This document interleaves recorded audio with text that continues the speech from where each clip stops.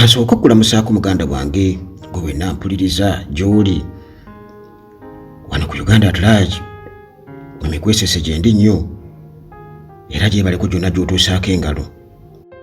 Olunaku olwajjo ennaku z'omwezi 24 omwezi ogw'ekkumi lwabadde lunaku lwakuna, naye nze amaanyi gampeddemu sijja kulimba era ne ŋŋamba ddala tugenda kukola tutya okusinziira ku biriwo era nga eddoboozi erya Anita Among ewatali kwekweka mwenna mwaliwulidde, bye yayogedde mwabiwulidde, newankubadde nga kino okusinziira ku bantu abamu munnange kyayongedde okundaga nti oba oli abo Abaganda be balumirirwa eggwanga lyabwe bokka. Kubanga waliwo abantu abamu ng'olaba agamba ngagamba ngeri gyakikomentingako akikomentingako na bulagajjavu nnyo, kwegamba nga abalala Uganda bagiraba ng'ente ey'okukama bakamamu bukami. Naye ekituufu kiri nti singa libadde eggwanga ddala eritambulira ku demokulasiya nga teryabwambibwa nga lino eryaffe erifugibwa ku mmundu, Anita Among yandibadde aresigninga. Naye Katonda atalya nguzi, bino tuba tubyogera bulijjo wano nga mugamba mumala googera omuzindaalo beerabidde okugujjako. Ago ge maanyi ga Katonda, beerabidde okugujjako ge bayita amaanyi ga Katonda ago, ensi yonna n'ekyewulirirako. Anita Among bye yayogedde akiikirira bakama be butereevu, era ze meeting ze bakuba eyo ne batuula Abaganda tubakoze tutya. Ntera okubagamba wano nti Abaganda babatya lwa nsonga nti be basobola okugatta Uganda kubanga be batalina kakuku ku mawanga malala. Era bw'otunuulira embeera ebadde wano mu Buganda ebbanga lyonna nti Abaganda basembezeza kumpi buli muntu, ne Anita Among bano bonna wano mu Buganda batambula emitwe giri waggulu giti Mengo. Awo waliwo akabuuza kanene nnyo nnyo Anita Among ono, kubanga statement ng'eno nga bwe tugenda okubeera nga tubiyitamu era nga bwe mwabiwulidde nga akakasa mu Parliament, nga akakasa ne statement ye kwegamba gy'oyinza okugamba nti ewunya obukyayi. Yeerabidde okuggyako microphone n'atandika okwogera ebintu ebiri tribal. Statement eraga nti alina akakuku ku Baganda era ng'akiikirira endowooza ya banne, nga boogera ku National Coffee Amendment Bill 2024. Among yawulikiddwa ng'agamba nti make sure those Baganda don't get numbers. Okiraba, jjukira nti debate y'emmwanyi eno ebaddewo ebbanga ddene era nga bagamba nti waliwo olukwe olwakolebwa okulaba nga Buganda emmwanyi zifa, ebyobulimi bidobonkana. Baganda bange already Mukama Katonda amaze okubeera nga ababikkulira, ate mugenda kwekwasa ki? Kubanga oba oli awo nti waliwo omuntu omulala oba nga si Muganda nti bwe twogera ku bintu bino ayinza okuddawo n'agamba abamala googera naye nga bw'olabye bw'akyogedde kitegeeza nti neewalala yonna Omuganda azze omusango ng'erinnya lya Kiganda ku poliisi, kitegeeza waliwo bias mu ministries endala zonna. Muganda asabye omulimu bamulaba batya, bamulaba batya Speaker Among amaze okubeera nga akakasa ayogedde ensi yonna ewulira nti mukakase nti Abaganda tebakola ki tebawangula mukakase nti Abaganda tebawangula. Tumulabi wano ng'agenda Mengo ne Bampuuga ne baani nti bagenza okuwaayo ssente emisinde gya Kabaka bagenza okukola batya. Kiba kitegeeza nti Mengo bwe batekivumiridde oba Katikkiro wa Buganda nga tavuddeyo kukyogerako mu ngeri ey'okubeera nti kubanga kati awo omuntu bw'atyo bw'abanga ayogedde bw'atyo agenda kudda kubagamba ki. Wano mu Uganda nabagamba nti twolekedde omuntu okukuwa $50,000 omubuuzi nti ompaza ki nja kukulonda tofaayo 5 gye gyesigalize. Naye munnange nga bwe nkutegeezezza nti Speaker Among nga bwe mwawulidde mwenna kubanga nze olwabadde okuwulira bino Fox n'abalina ku UBC nga ndi mukulaba bibateesa mu Parliament. Ekyo nze bwe nakiwuliridde era nensiriikira kuba byabaddeko live. Kaakati mukugoberera ebigenda mu maaso mu Parliament muganda wange Speaker Among sikwebuuza agambye ki nebako omuntu gwe nabuuzizaawo mutekisingira wano nagamba nti towulidde nakanziriramu. Kakati olwo nesooka bibuna wonna muganda wange nagenza okulaba nga bandi awo ku mutimbagano ng'akatambi kaakano ne ngamba yes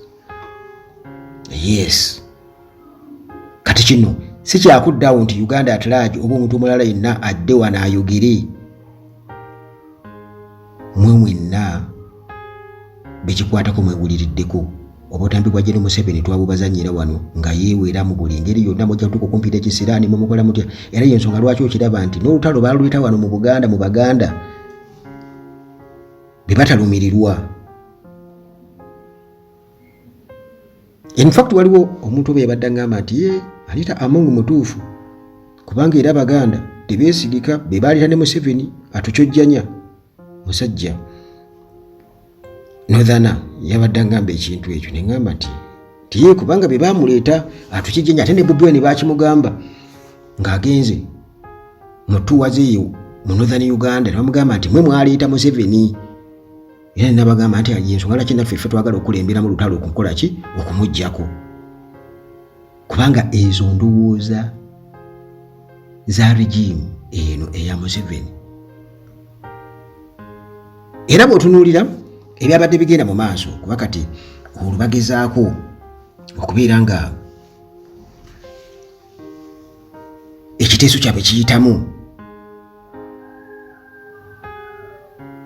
Parliament bali mu kudisikasinga bali mu kuteesa ku biiru era nga eno nga baagala Uganda Coffee Development Authority oba UCDA bagikyuse oba bagitransferring bagize mu ministry eya agriculture ministry y'obulimi kati oba okitegeera nti baddire Uganda Coffee Development Authority bagiteeke under Ministry of Agriculture, Animal Industry and Fisheries.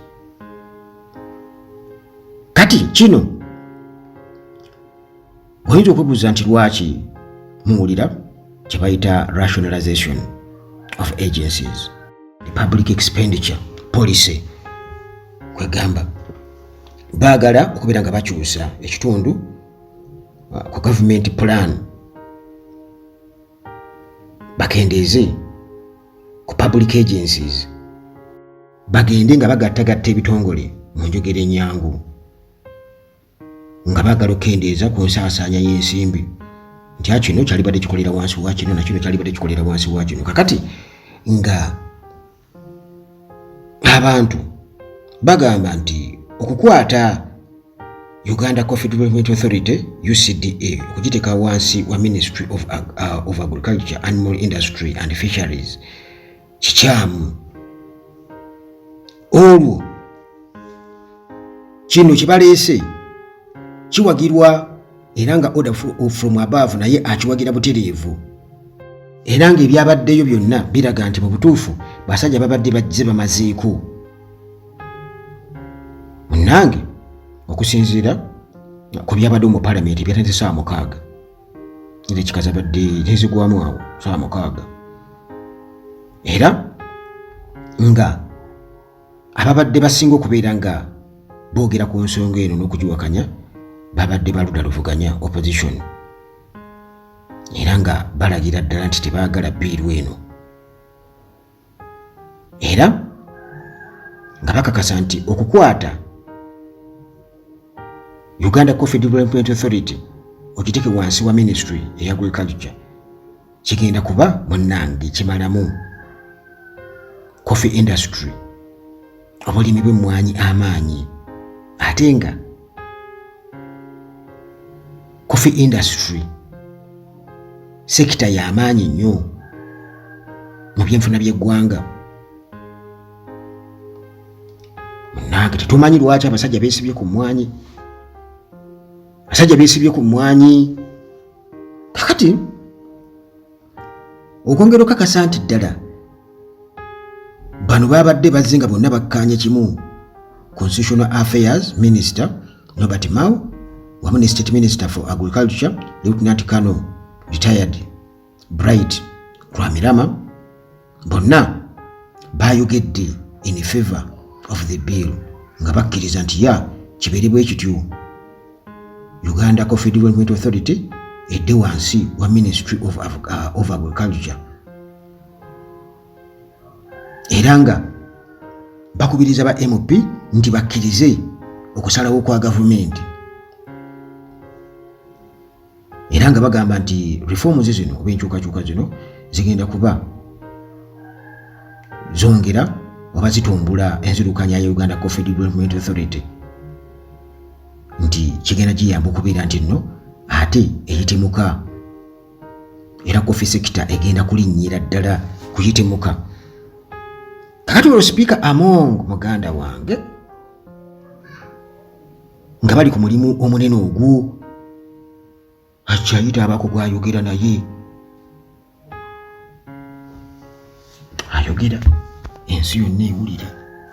Speaker Anita Among nti make sure those Baganda don't get numbers, those Baganda don't get numbers. Mukakase nti Abaganda tebawangula, mukakase nti Abaganda tebawangula. Kati gwe Muganda ali eyo nga weesiba ku bantu abatakuliiko. Nabagamba wano juzi nti mulina okuba abakambwemu abantu wano mu Buganda naddala, ne bagamba mulina okubeera abakambwemu. Yengeri gye mugenda okubeera nga mubeera safe, mununula Buganda nga Buganda, kuba twogera ku Buganda. Yengeri gye era buli muntu yenna apepeya ne Museveni n'akakundike njagala mumanyi nti abeera gwe wano mu Buganda ky'oba omanya nti abeera mulabe wa Buganda ate abeera mulabe wa Uganda, olw'ensonga nti gwe lwanyiisa Buganda ebeera nga terina ddoboozi, ebeera nga terina maanyi, kitegeeza ne Uganda yonna eyawamu tesobola kuba na maanyi, kubanga nabali abali eri abategeera ebintu mu butuufu bwabyo nabo balinda ddoboozi kuva eno, balinda ddoboozi kuva eno. Kakati ddoboozi ng'eryo, make sure those Baganda don't get numbers.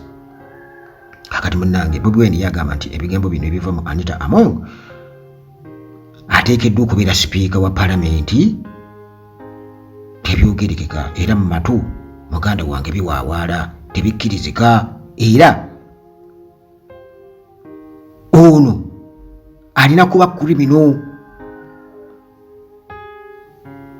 alina kubeera criminal, alina kuvunaanibwa buvunaanibwa, kubanga ono muganda wange aba afuuse muzzi wa misango. Omukyala Anita Among mujjukira bulungi nnyo wano oyagobesa zaake mbula okubanga simanya biki yeyekuliriza ngaki naye kati essaawa eno ku statement eno ddala tewayinza kubaawo kikolebwa omukyalo ono newankubadde yagamba tagenda kukomawo kisanja kijja ebyo byene bikomaawo naye tebinaakoma bityawo oludde nga be balina ennambaazi ennene mu paalamenti naye tewali kiyinza kubeera nga kisukka kubanga okwogera bwoti ku bantu b'e Buganda muganda wange ng'olaga obukyayi mu paalamenti. Bobi Wine agamba nti paalamenti ate eriri mu Buganda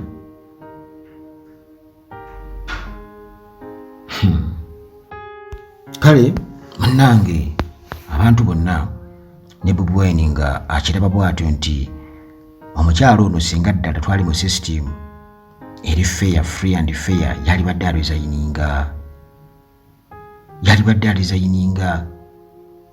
yarizayininze dda kubanga kino kiswaza naye olw'okuba munnanga ali wansi wa biragiro bya Gen. Museveni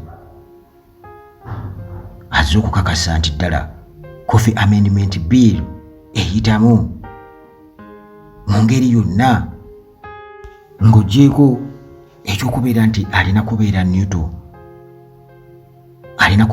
talina kuba na saidi mu paalamenti. Muganda wange y'omulimu gwazze okukola ku mobilizinga nga bulijjo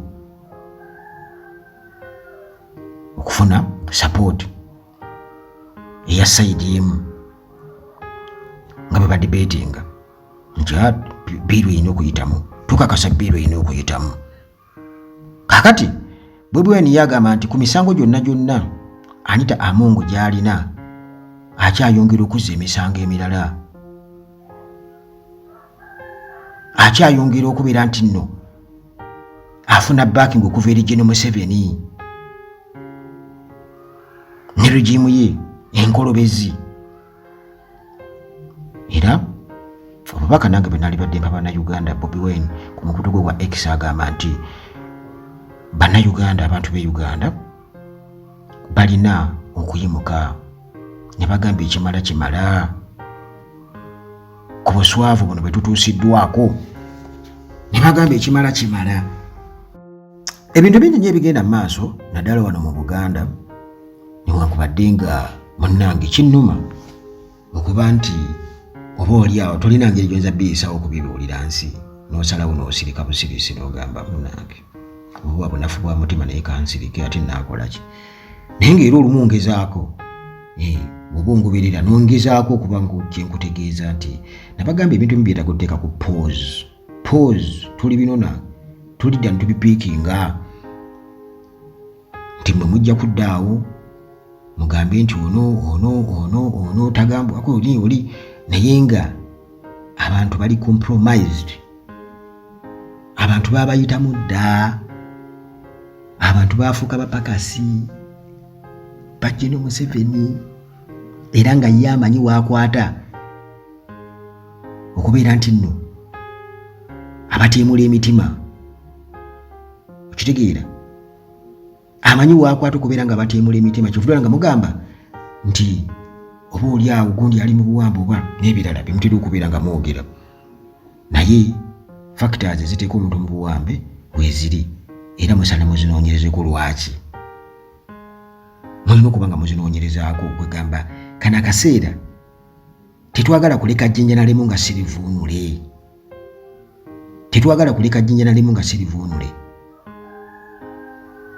naye ekirungi boogedde ku Baganda. Abaganda balibeera Baganda, nti Abaganda balibeera Baganda era balisigalawo nga Baganda. Oba Mmengo weero batiriiwo, oba Kabaka weero bateguliiwo, era Abaganda balisigalawo nga baki? Nga Baganda n'ebika byabwe. Sigenda kwongerako kusinga awo.